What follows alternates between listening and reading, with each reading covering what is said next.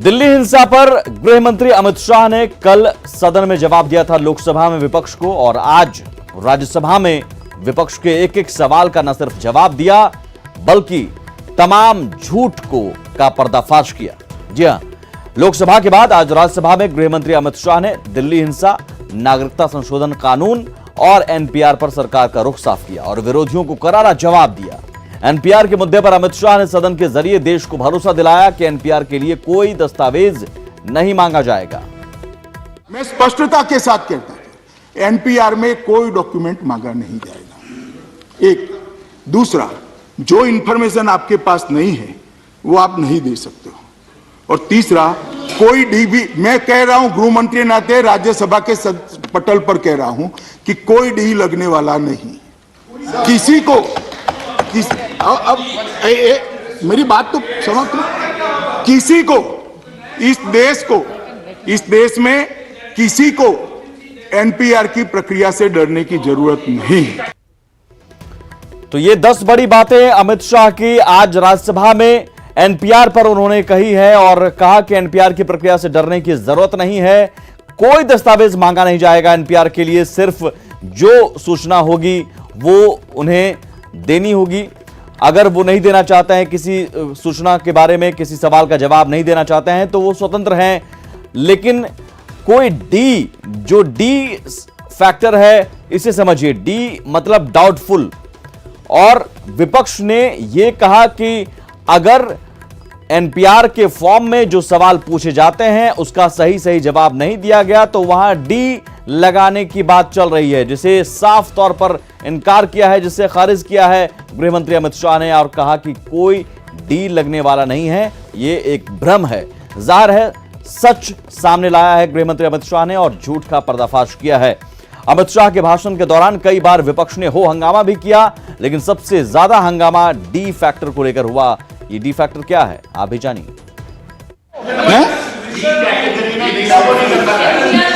आप बता दीजिए।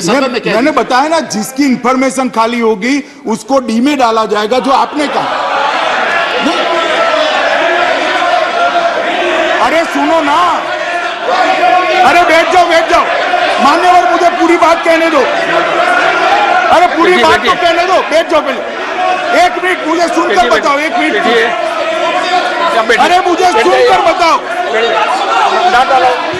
पूरी बात सुनो पहले पूरी बात सुनो। 1 मिनट, 1 मिनट, ओ डायरेक्ट 1 मिनट, डायरेक्ट भाई 1 मिनट मुझे सुन लीजिए। मैं क्या कह रहा हूँ, बैठ जाइए, मैं जवाब देता हूँ ना। अरे विनय विश्वम जी, मैं जवाब देता हूँ, सुनिए तो। मुझे बोलने भी नहीं देंगे यार। 1 सेकंड आप सुनिए ना, मगर भाई को बैठिए भैया, थोड़ी सहिष्णुता बढ़ाइए, मुझे बोलने भी नहीं देंगे। तो मर गया, ऐसा नहीं है, मेरी बात सुनिए। मैं ये कह रहा हूं कि मैं अजीब, सुनिए, अभी मेरा वाक्य भी पूरा नहीं हुआ, खड़े हो गए। जिसकी जगह खाली होगी कोई भी, इसको डी लगा देंगे। जैसा आप कहते हैं ऐसा होने वाला नहीं है। मैं आप बोले अभी, मान्यवर 1 सेकंड, नहीं लगेगा।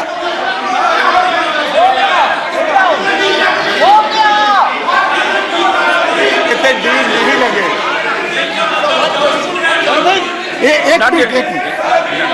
एक मिनट।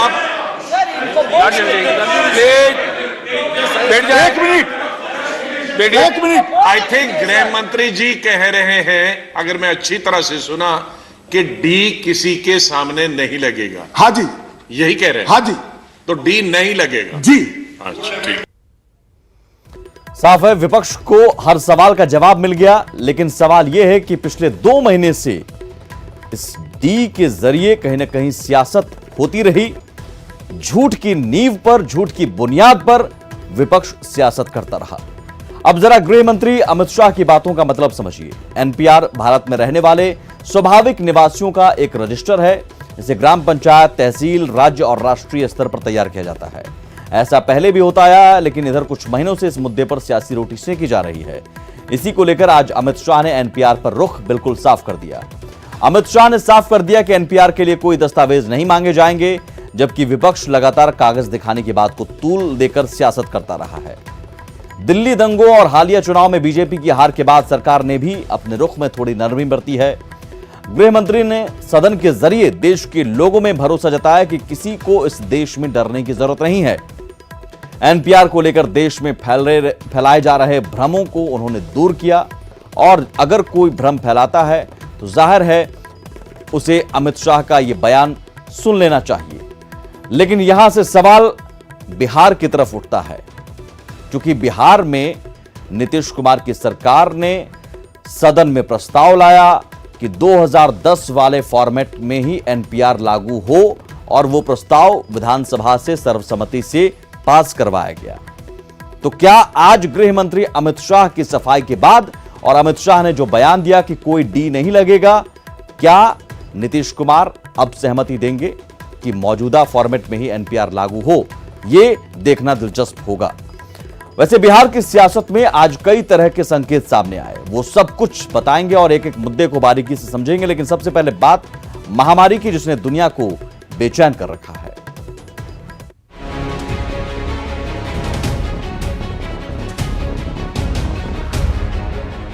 देश के 12 राज्यों में कोरोना के 73 मरीज हैं, जिनमें 56 भारतीय और 17 विदेशी हैं। लेकिन पटना के गार्डिनर अस्पताल में कोरोना को लेकर न कोई निर्देश जारी किया गया है, न ही लोग इसे लेकर एहतियात बरत रहे हैं। तो आप देखिए क्यू में जितने लोग हैं, किसी के पास मास्क नहीं है और ये हॉस्पिटल है। ऐसे में निश्चित तौर पर हॉस्पिटल को भी इस पे नजर रखना चाहिए कि जो लोग आते हैं। हालांकि राहत की बात ये कि बिहार में कोरोना का एक भी मरीज नहीं है। पटना के डॉक्टर तेजस्वी इसको लेकर एहतियात बरतने के निर्देश दे रहे हैं। सावधानियां रखनी है, विशेषकर बुजुर्गों को जो 50-60 प्लस हैं, विशेषकर वैसे लोगों को जिनको कार्डियोवैस्कुलर प्रॉब्लम है, डायबिटीज़ है, ब्लड प्रेशर है, COPD है, लंग्स की पैथोलॉजी प्रॉब्लम है, इन लोगों को थोड़ी ज़्यादा सावधानी रखनी है। इधर अररिया में कोरोना को लेकर चिकित्सक गंभीर नहीं दिखते। जोगबनी बॉर्डर के पास 3 में से सिर्फ 1 में ही किट उपलब्ध है, जबकि नेपाल से सटा ये इलाका सेंसिटिव है। डॉक्टरों ने मलेशिया से आए एक मरीज को ऑब्जर्वेशन में रखा है। बाहर से आए थे, मलेशिया से आए थे, तो डॉक्टर ने कहा है कि उनको संपर्क में रहना है, 15 दिन तक क्वारंटाइन के लिए बोला गया है। और तो फिलहाल तो यही ऐसा तो कुछ अभी है। इन सबके बीच अफवाहों का बाजार भी गर्म है। मधुबनी के जयनगर स्टेशन पर 2 नेपाली नागरिकों को कोरोना वायरस होने की झूठी खबर फैल गई, जिन्हें डिटेन किया गया, लेकिन जांच के बाद फिर छोड़ दिया गया। CS ने लोगों से अफवाह से बचने की अपील की है। इस तरह का अफवाह फैलने से लोग पैनिक हो जाते हैं और ऐसा अफवाह नहीं फैलना चाहिए। इसके लिए हम लोग हर तरह से तैयार हैं। मधुबनी में झूठी खबर से लोग डर गए। अफवाह का असर पोल्ट्री उद्योग पर भी पड़ा है। लोगों ने चिकन व्यवसाय से दूरी बना ली है। ऐसे में वेटनरी के चिकित्सकों को सफाई देनी पड़ रही है। कोरोना से डरने नहीं बल्कि एहतियात बरतने की जरूरत है। थोड़ी थोड़ी देर पर हाथ धोएं। बैक्टीरिया साफ करने के लिए सैनिटाइजर का इस्तेमाल करें। लोगों से 3 फीट की दूरी बनाकर रखें। खांसी या जुकाम वाले लोगों से दूरी बनाएं। छींकते या खांसते वक्त नाक मुंह टिश्यू पेपर से ढकें। मोबाइल स्क्रीन को साफ रखें और जानवरों के संपर्क से बचें। Bureau report, news 18।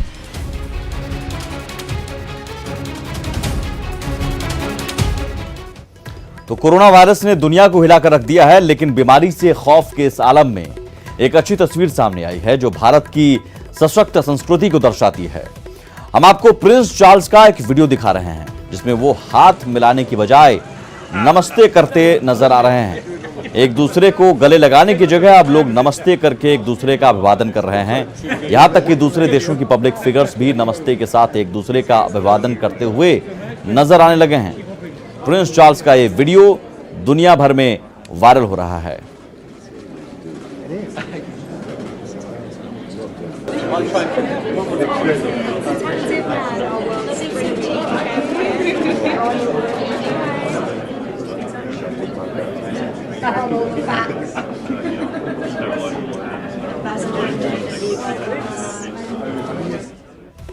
आपको याद होगा कुछ ही दिन पहले प्रधानमंत्री नरेंद्र मोदी ने भी ये नसीहत दी थी कि ये नमस्ते करने का सही वक्त है, नमस्ते करने की आदत को अपनाने का सही वक्त है।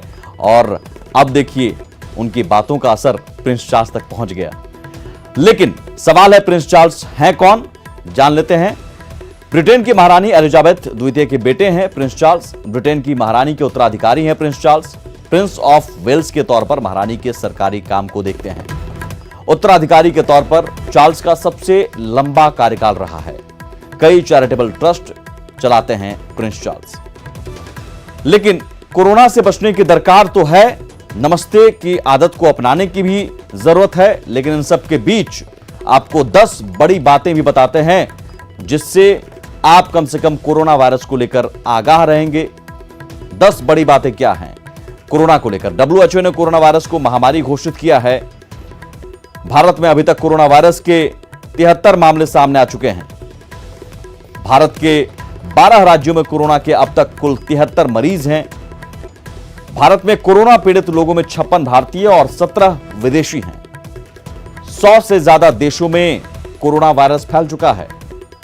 दुनिया भर में कोरोना से अब तक 4633 लोगों की मौत हो चुकी है। वहीं दिल्ली में भी इसे महामारी घोषित कर दिया गया और सभी सिनेमा हॉल, स्कूल, कॉलेज 31 मार्च तक बंद रहेंगे। सभी स्कूल और कॉलेजों को भी 31 मार्च तक बंद रखने का आदेश दिया गया है। राष्ट्रपति भवन शुक्रवार से आम जनता के लिए बंद रहेगा। और फिलहाल बिहार, झारखंड में एक भी मरीज नहीं है। लखनऊ के खाली स्टेडियम में दूसरा वनडे होगा। कोरोना से अक्षय कुमार की फिल्म सूर्यवंशी की रिलीज की तारीख भी टल गई है।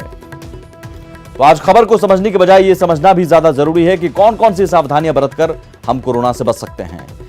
दिन में कई बार हाथों को कम से कम 20 सेकंड तक धोएं।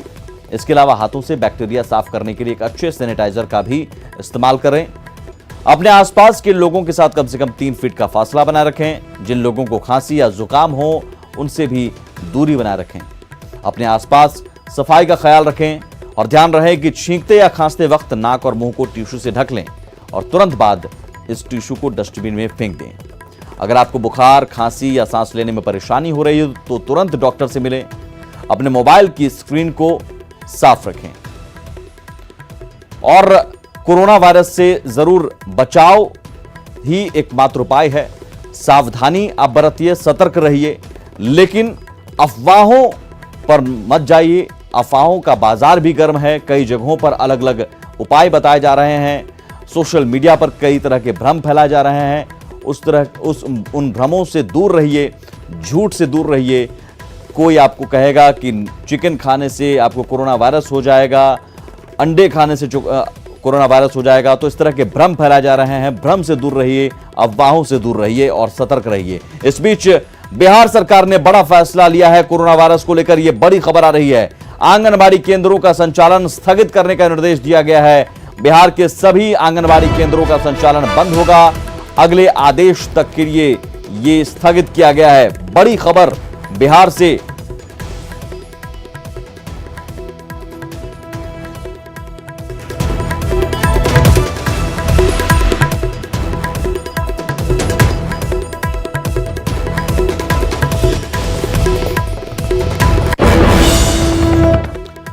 चलिए बात अब बिहार की सियासत की, जिस सियासी गलियारे में तमाम उन चेहरों की चर्चा कल तक हो रही थी राज्यसभा की रेस के लिए आरजेडी उम्मीदवार के तौर पर। आज उन चेहरों को दरकिनार कर एक नया चेहरा सामने रख दिया गया, जिसके बारे में पार्टी नेता भी अनजान दिखे। पार्टी नेताओं को भी, विधायकों को भी नहीं पता था। बताते हैं आपको वो चेहरा कौन है। तमाम अटकलों को दरकिनार करते हुए राज्यसभा की 2 सीटों के लिए उम्मीदवारों के नाम का ऐलान किया गया। सबसे बड़ी बात, कांग्रेस की मांग पूरी तरह खारिज कर दी गई, जिससे कांग्रेस पार्टी तिरमिला गई। वहीं एक ऐसा चेहरा सामने लाया गया जिसके बारे में पार्टी नेता भी अनजान दिखे।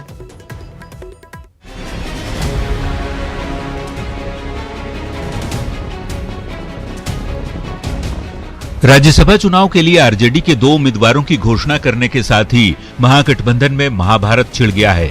5 में से 2 सीटों के लिए कांग्रेस को 1 सीट की आस थी, लेकिन हाथ को लालटेन ने अनसुना कर दिया।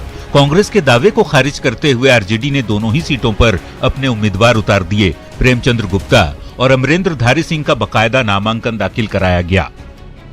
समय बताएगा ना कि अगर पार्टी भरोसा क्या है, मैं उस भरोसे पर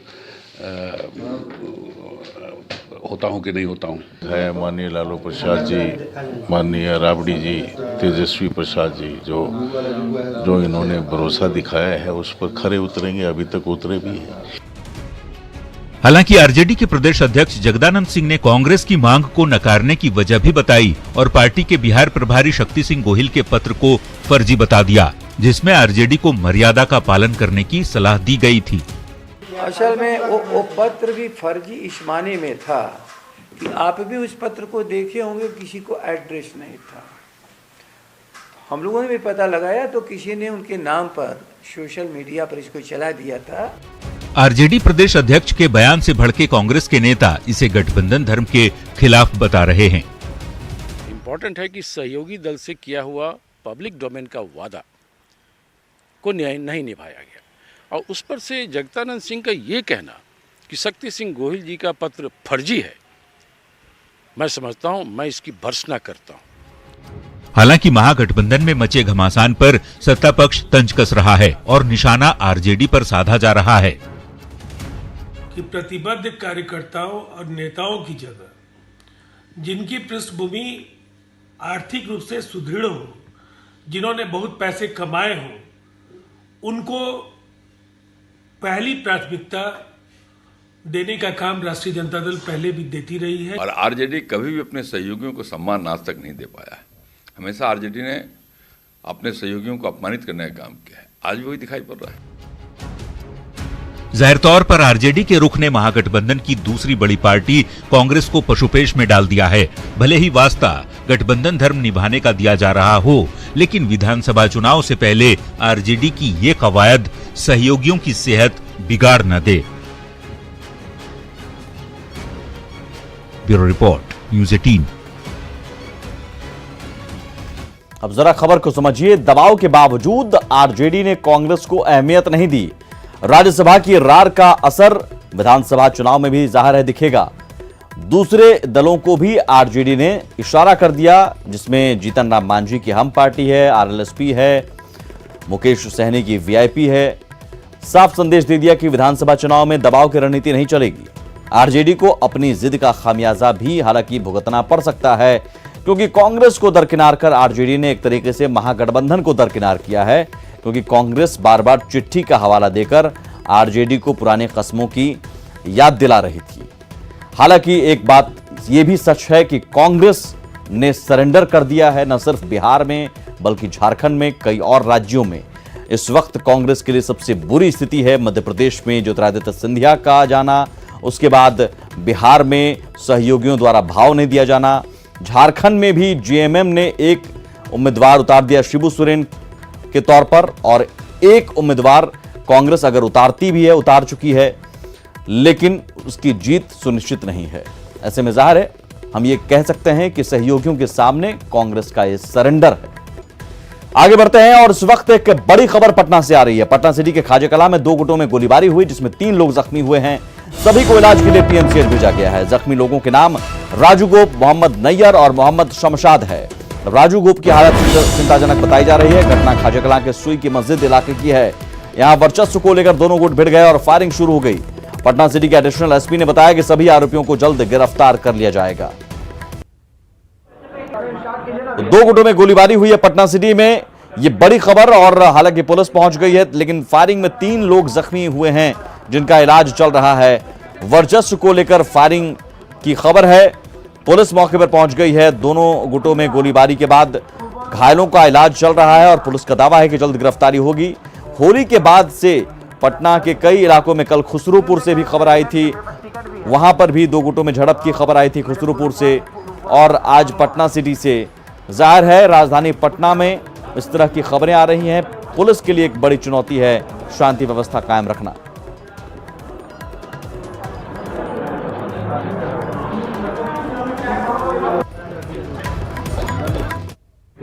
लोग पता नहीं, 2 का इलाज चल रहा है पीएमसीएच में, 1 का भी पता नहीं चला है कहाँ पे। सर क्या नाम था, लोग कहाँ रहने वाला है सर, कहाँ पे? एक नैयर है, एक शमशाद है, और एक लोग बता रहे हैं कि अभी इसकी पुष्टि नहीं हुई है, ये राजू गोप नाम का है, इसको भी गोली लगी। ये देखना होगा कि आखिर वो कौन लोग हैं, वो कौन असामाजिक तत्व हैं जो पटना के माहौल को बिगाड़ना चाहते हैं। क्योंकि कल भी खुसरूपुर में एक और जगह, 2 जगहों से खबर आई थी 2 गुटों में झड़प की। आज पटना सिटी में वर्चस्व को लेकर फायरिंग की खबर आई, गोलीबारी हुई। पटना के माहौल को कौन बिगाड़ना चाहता है, राजधानी का माहौल कौन बिगाड़ना चाहता है, पुलिस के सामने इस सवाल का जवाब ढूंढने की चुनौती है।